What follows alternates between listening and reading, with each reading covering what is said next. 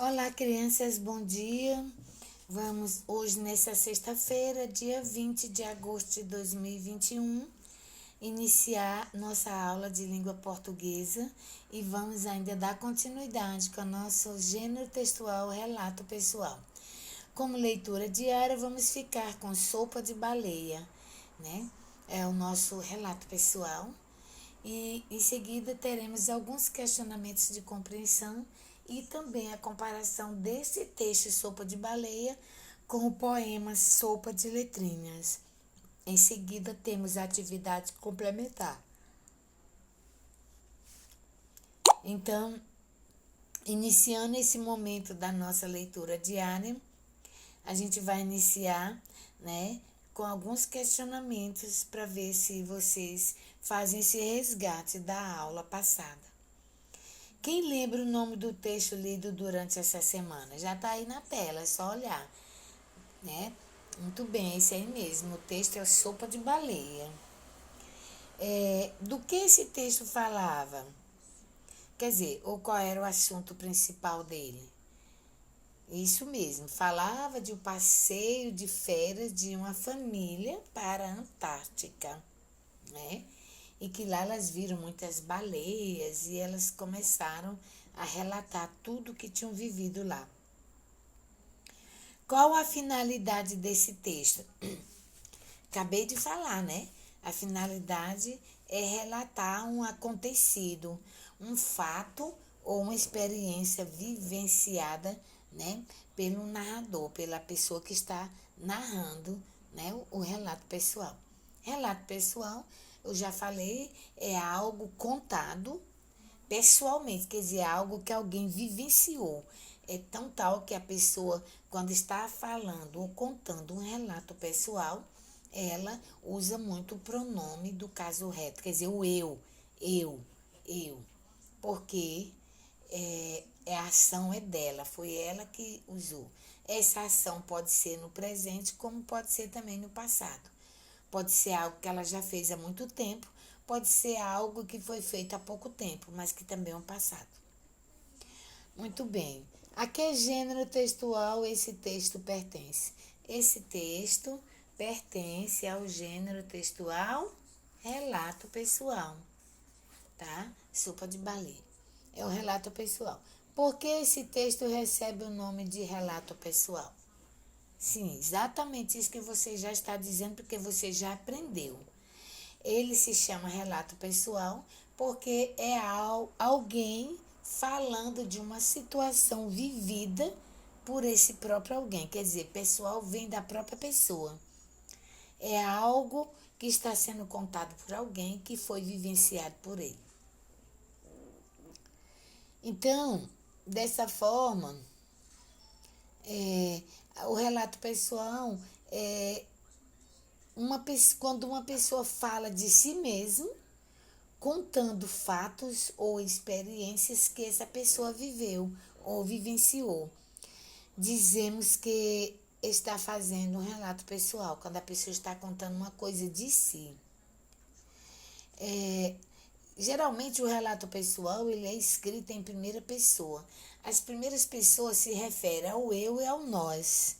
Eu quando eu estou falando só de mim, nós quando eu estou falando de mim junto com muitas outras pessoas. Que fatos são reais, né? Vividos por quem conta. Quer dizer, o relato pessoal é escrito em, assim, que os fatos, eles são reais, eles não são fictícios, eles são fatos reais, quer dizer, que acontece de verdade. São fatos vividos por quem conta. O relato pessoal é vivido, é relatado por quem vive aquele ali, por quem conta e por quem vive. O relato pessoal geralmente é escrito todos os fatos, né, contados do passado, quer dizer, no passado. Relato pessoal, ele vivencia todos os fatos contados no passado.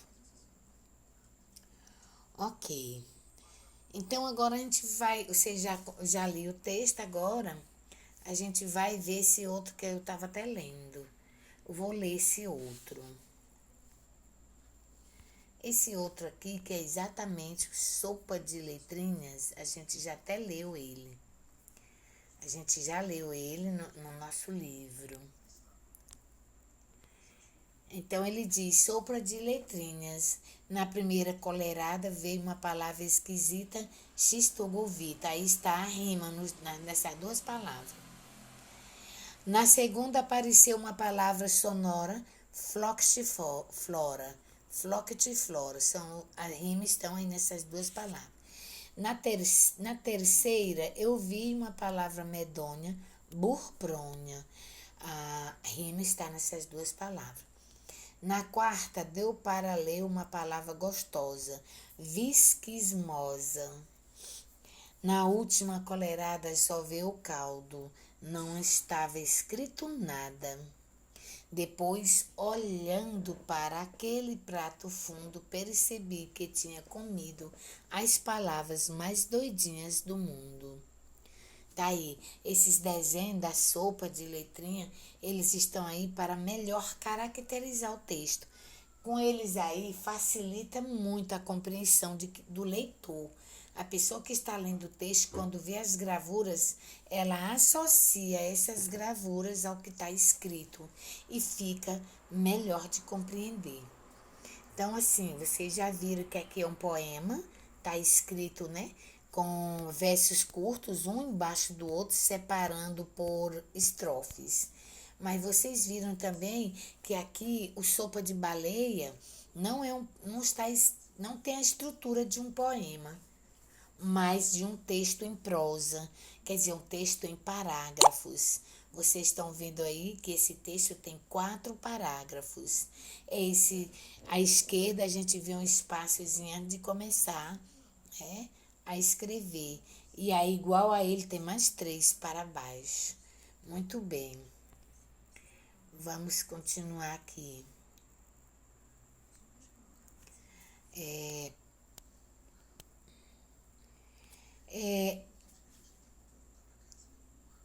Pois é, a gente já trabalhou com esses 2 textos, o Sopa de Letrinhas e o Sopa de Baleia.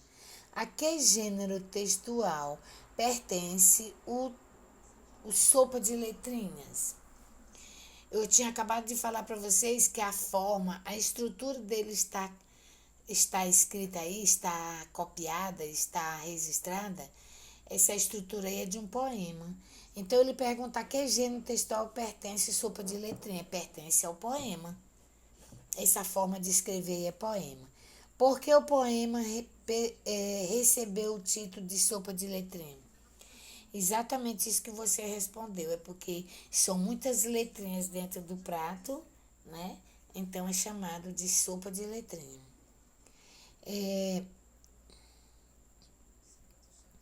Do que esse texto falava? Quer dizer, do que esse texto fala nesse momento?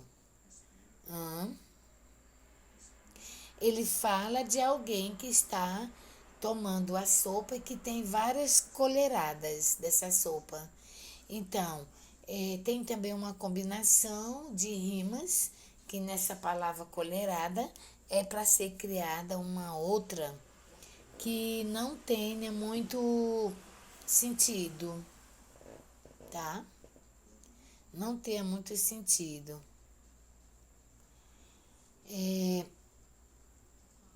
A próxima. Porque o poema. Não. Do que esse texto fala? Fala exatamente, né? De alguém que está tentando tomar uma sopa e toma sopa de letrinhas. Quais as semelhanças e diferenças existentes entre esses 2 textos? Bom, bora falar primeiro as semelhanças. Os 2 falam em sopa, só que um é de letrinha, e o outro é uma sopa de letrinha, outra é sopa de baleia. Muito bem, aí uma semelhança. Vamos ver se tem mais semelhança. Todos têm escrita, a gente entende. E tem também gravuras que fortalecem a compreensão da escrita. Todos esses textos têm título, também é semelhança. Todos esses textos também têm o portador, de onde a gente tira, que aqui embaixo é do Lalau, esse texto que é Zum, Zum, Zum, e outras poesias. O outro, o outro texto, o outro texto é de Laura Klink, quer dizer, uma das pessoas que estava viajando. É dela e das irmãs. As irmãs dela têm outros textos que elas escrevem juntas. Então, essa daí é assim. Aí tem aqui a outra perguntinha que eu vou fazer para vocês. Agora nós vamos para as diferenças. Porque esse texto é igual, eu já falei o que ele é igual com o outro. A gente lê de cima para baixo, a gente lê também da esquerda para a direita. A gente tem que fazer espaço entre as palavras. Mas aqui na outra pergunta, era quais as semelhanças e diferenças. Nós já vimos né? Nós já vimos que a diferença, né? Vamos ver agora as igualdades. Os dois textos falam de sopa e também é igualdade. Vamos para a diferença. Um está com a estrutura de um poema e o outro está com a estrutura de uma narrativa em prosa. Então, aí são diferenças entre os textos.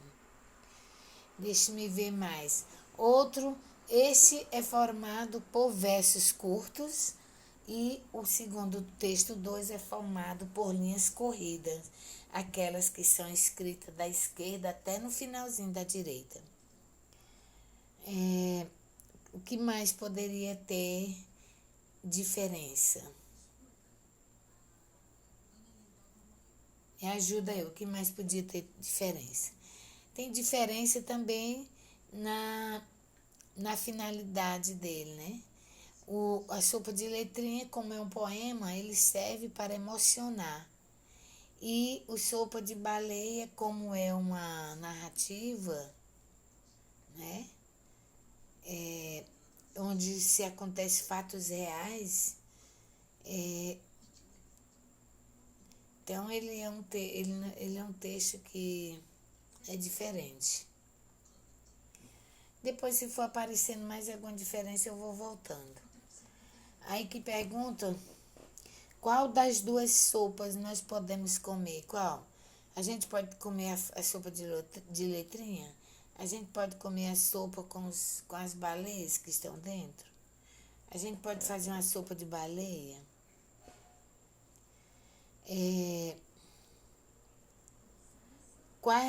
Não, isso eu já falei.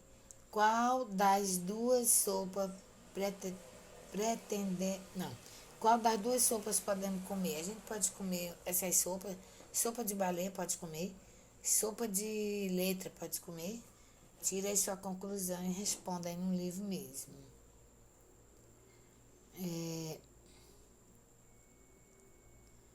No livro ápice, né? Você vai terminar essa interpretação no livro ápice, página 158, tá? E vai responder. Não, nós vamos. É o seguinte. Você vai para essa página, né? Página 158, vai ficar com a questão 7 e a 8. Na questão diz assim, você está com o seu livro aí, lê pelo seu livro. Aqui a letra vai ficar pequena. Ligue as imagens às frases... Não. Ligue as imagens à frase que corresponde a cada parte do relato. Então, depois marque em cada quadradinho que acompanha as imagens, né? Que acompanha as imagens a ordem em que as partes aconteceram. Use os números 1 a 4 para ordenar as cenas. Aí é que tá. Vimos muitos borrifos. A segunda Uma baleia veio perto do barco. E a outra é: as baleias fizeram um círculo ao redor do barco. As baleias passavam tão próximas que as ondas balançavam o barco. Você vai, né, dizer, aí não foi, você vai responder no seu livro, né, qual é a gravura que dá certinho com o que está escrito lá embaixo. E aqui é o texto que você lê, um relato pessoal. Está afirmando, viu? Não está perguntando, não. Marque um X, né? Marque com um X.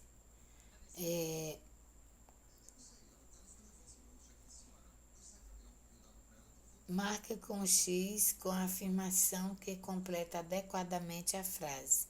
Esse texto contém o fato que a Laura viveu, imaginou, né? E viu na TV. Então, esse texto conta um fato de Laura. Então, qual desses fatos aí faz parte do relato de Laura?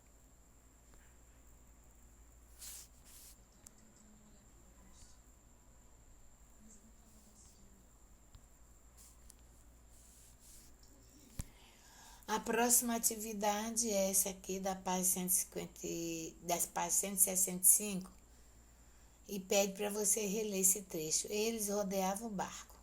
Elas rodeavam o barco. Eram tantas que não dava para contar.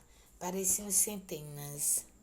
Está mandando você circular as letras maiúsculas e responda. Em que momento foram usadas? Em que momento foram usadas? Lembre-se, cada sinal de pontuação do texto acima marca o final de uma frase. Então tem aqui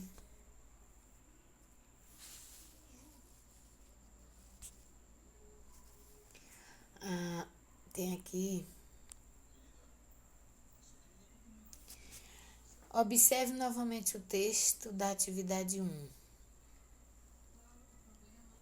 Né, que eles rodeavam o barco, eram tantas que não dava nem para contar.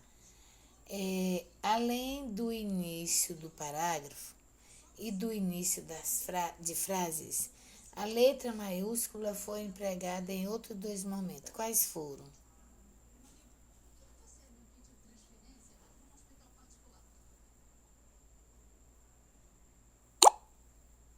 Aí você vai responder.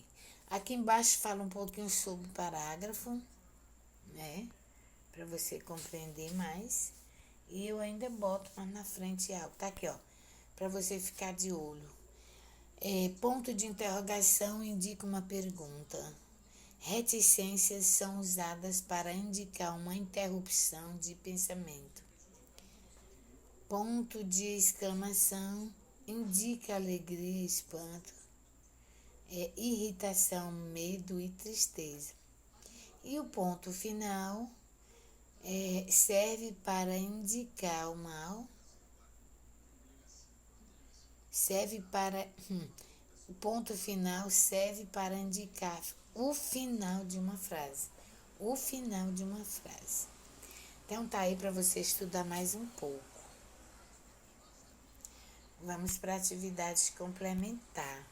Na atividade complementar, você vai preencher o cabeçalho. Se você tiver dúvida, coloca lá no grupo que eu vou botar para você poder preencher. Inclusive colocando seu nome completo com as iniciais do nome e sobrenome maiúsculo. Complete com as palavras M e N. Complete as palavras abaixo com a M e N. M é a letra, mas a letra, eu digo que a letra é M, mas quando eu vou chamar o som, eu chamo M. Então você vai completar com M ou N essas palavras aí, ó.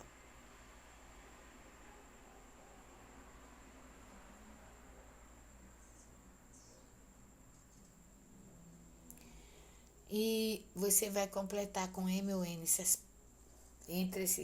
colunas. Depois você vai ver que, ó, ao longo desta semana você leu relatos que crianças fizeram de suas viagens a lugares diferentes e as suas descobertas. Agora é sua vez de escrever um relato contando algo interessante que você vivenciou. Então você vai contar, olha a letra cursiva, começa com parágrafo, não esqueça do título.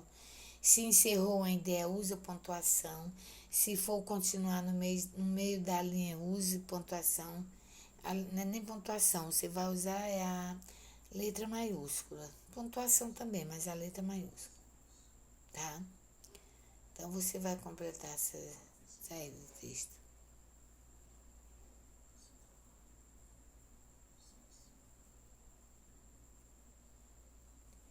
Tá bem? Então vamos lá.